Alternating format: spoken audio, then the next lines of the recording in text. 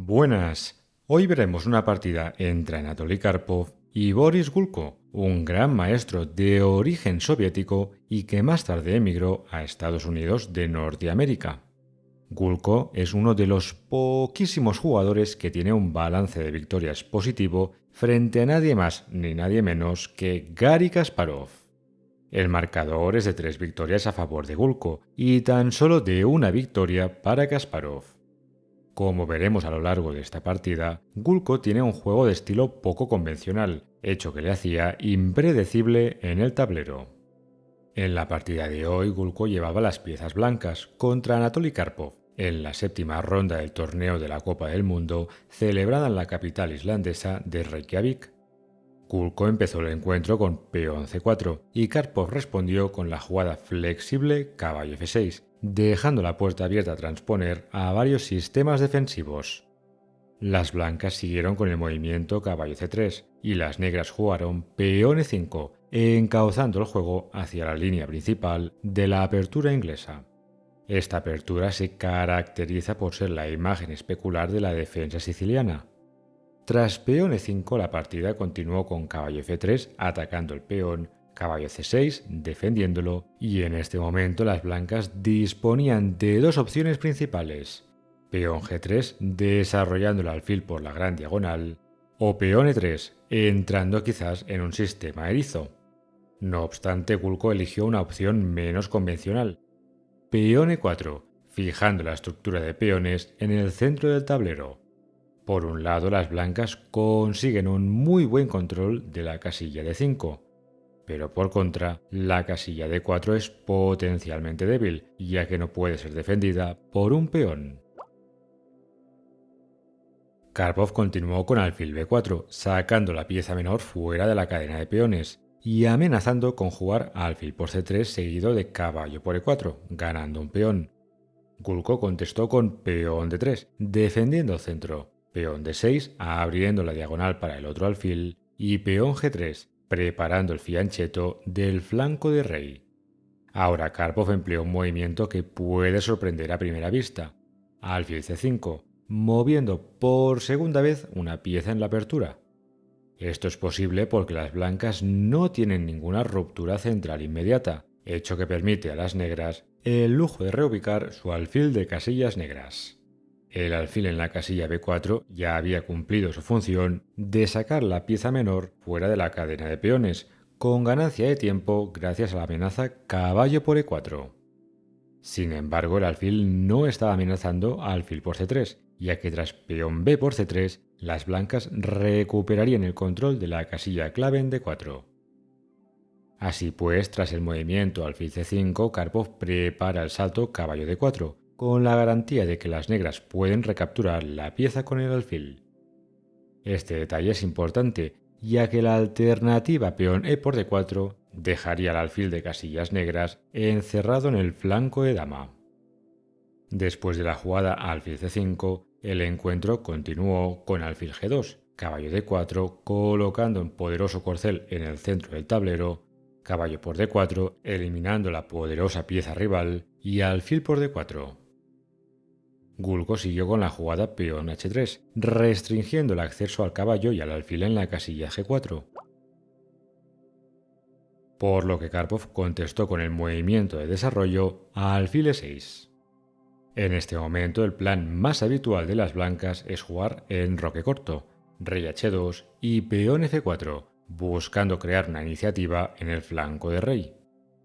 Otro plan sería jugar caballo e2, expulsar el alfil de la poderosa casilla d4 y perseguir el alfil con peón a4 y peón a5. No obstante, Gulko empleó un movimiento menos convencional y más arriesgado: peón f4. El problema principal de esta jugada es que deja el rey en el centro, ya que ahora en roque corto no es posible porque el alfil controla la casilla g1. Dicho esto, el plan de las blancas consiste en dejar la puerta abierta a lanzar una avalancha de peones en el flanco del rey, y si es necesario, evacuar su monarca hacia el flanco opuesto del tablero. Karpov era consciente de las intenciones maquiavélicas de su rival, y por este motivo no jugó el movimiento natural de la posición en roque corto, ya que este invitaría a las blancas a jugar peón F5, ganando un tiempo al alfil y siguiendo con el movimiento peón G4. El 12º campeón mundial realizó un movimiento de espera con peón A6, que controla el salto del caballo y, como veremos más adelante, prepara jugar la ruptura peón B5. La partida siguió con dama F3, peón H6, siguiendo con un movimiento de espera, caballo E2 atacando el alfil C5 preservando la pareja de alfiles y alfil D2 desarrollando la pieza menor. Karpov respondió con dama E7, dejando la puerta abierta a enrocarse en el flanco de dama, alfil C3 colocando el alfil en la gran diagonal y alfil D7, profilaxis contra la jugada peón F5 y ojeando la ruptura peón B5. Ahora las blancas deben elegir qué plan van a seguir en el medio juego. Teniendo en cuenta la colocación actual de piezas y peones, las dos jugadas naturales para Gulko serían peón G4 lanzando la ofensiva en el flanco de rey o enroque largo, conectando las torres antes de tomar acciones más comprometidas. También cabría analizar la jugada crítica peón D4, resolviendo inmediatamente la tensión en el centro. Veamos rápidamente esta variante. Tras el hipotético movimiento peón D4 seguiría alfil por D4, caballo por D4, ganando la pareja de alfiles, peón E por D4, alfil por D4 y alfil C6, creando una presión muy molesta hacia el peón en la casilla E4. Esto obligaría a las blancas a ceder su pareja de alfiles, con alfil por F6, dama por F6, dama F2, protegiendo el peón en la casilla B2 y enroque largo. Las negras seguirían con las jugadas naturales rey B8 y torre H E1, creando una fuerte presión sobre el peón en la casilla E4. Así pues, la posición resultante sería más que prometedora para las negras. Una vez hemos visto esta variante, volvamos a la partida atrás a alfil D7. Gulko no jugó ni peón D4, ni peón G4, ni enroque largo, sino peón B4. Las blancas ganan espacio y atacan el alfil A7 y peón A4, siguiendo con la expansión en el flanco de dama. De nuevo, podríamos catalogar el movimiento peón B4 como una opción menos convencional, debido a que ahora el monarca de Gulko no puede enrocarse fácilmente en ningún flanco del tablero. Frente a la expansión optimista de las blancas, Karpov reaccionó de forma contenida y prudente, con la jugada caballo H7, controlando la ruptura en la casilla G5. Gulko conectó sus torres con rey D2 y las negras jugaron en roque corto. Fíjense que ahora en roque largo sería una imprecisión, ya que Gulko podría jugar torre HB1, concentrando rápidamente sus fuerzas en el flanco de dama. Además, sería fácil abrir líneas con la ruptura peón B5. Por este motivo, Karpov eligió en roque corto, conectando finalmente las torres, y Gulko contestó con la jugada natural peón G4, buscando perpetrar un ataque en el flanco de rey. Nos encontramos en el momento crítico de la partida. Con las jugadas peón B4 y peón G4, Gulko ya ha desvelado sus cartas. Las blancas buscan dejar a las negras sin espacio, hecho que les permitirá atacar más fácilmente al monarca de Karpov. Ahora bien, en ajedrez una gran expansión requiere de una gran responsabilidad. Si las blancas no logran consolidar esta ventaja de espacio, las casillas débiles que han dejado los peones blancos al expandirse serán problemáticas.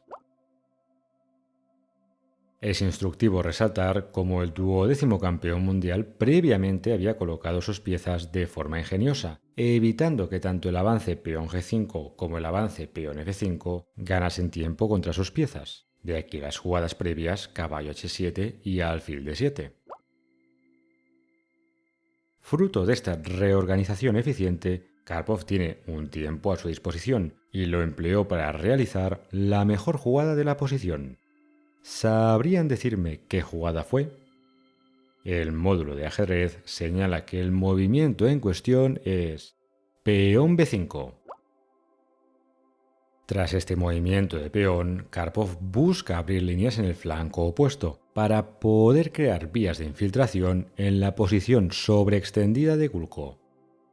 A partir de este momento veremos cómo las blancas no tienen tiempo de consolidar su ventaja de espacio, hecho que hará caer su posición como un castillo de naipes. El encuentro siguió con peón A por B5, peón A por B5 y ahora las blancas capturaron en la casilla B5, ya que de lo contrario las negras tendrían una molesta presión sobre el peón en la casilla C4. Este detalle es bien conocido en aberturas como la catalana o la defensa india de dama, donde el peón en C4 es potencialmente débil cuando el alfil de casillas blancas se encuentra en la gran diagonal. Después de peón C por B5, Karpov empleó un movimiento que quizás Gulko pasó por alto, alfil B6.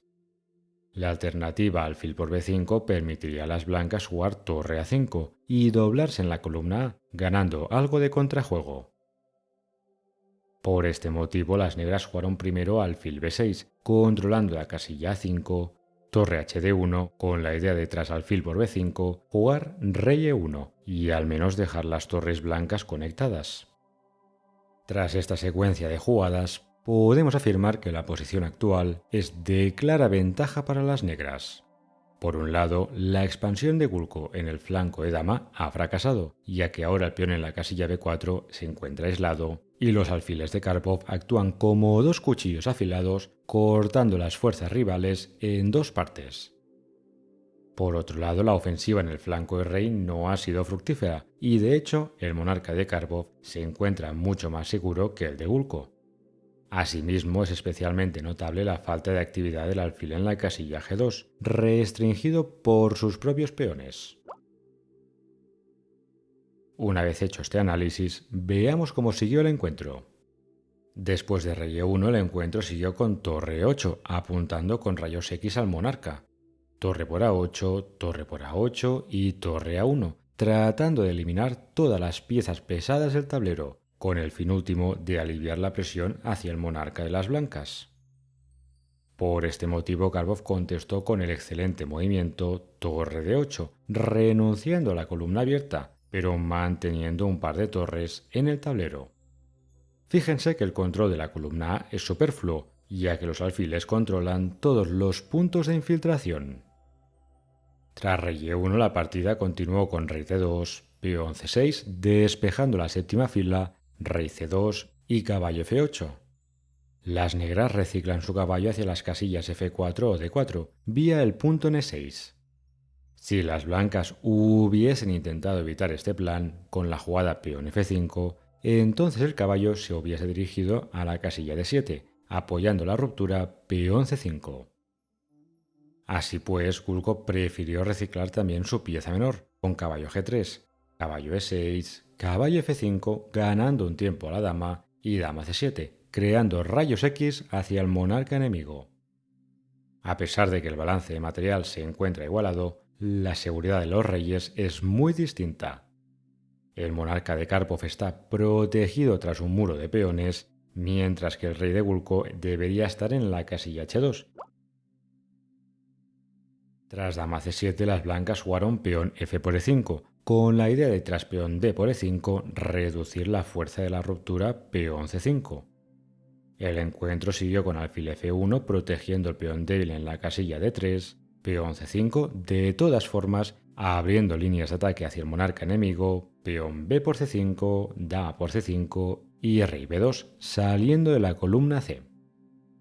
Creo que es ilustrativo ver cómo las blancas tienen que estar constantemente invirtiendo tiempos en mover su rey, mientras las negras simplemente pueden mejorar la posición de sus fuerzas.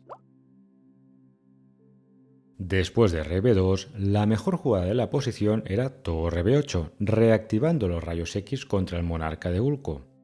Las negras hubiesen seguido con caballo D4 y con un total de 5 piezas en el ataque, Karpov hubiese tenido una ofensiva demoledora. No obstante, el duodécimo campeón mundial eligió caballo F4, que mantiene una ventaja ganadora, pero permite patalear un poco más a las blancas. Con el salto del caballo, las negras ejercen más presión al peón en la casilla D3 y llevan un defensor hacia su rey. Sin embargo, las blancas tendrán ideas tácticas con desviar el peón de la defensa del corcel.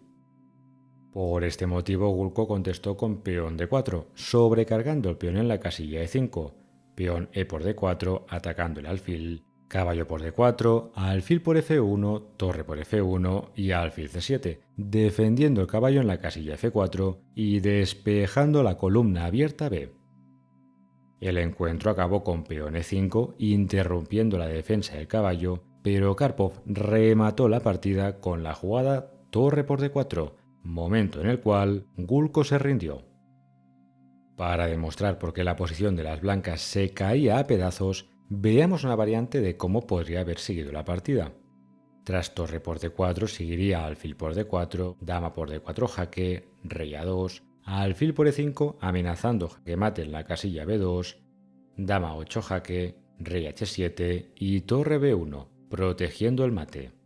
Sin embargo, ahora ya es jaque mate forzado, tras la siguiente secuencia. Dama c4 jaque, rey a3, alfil de 6 jaque, rey b2, caballo de 3 jaque, llevando la caballería a la ofensiva final, rey a1 y alfil e5 jaque.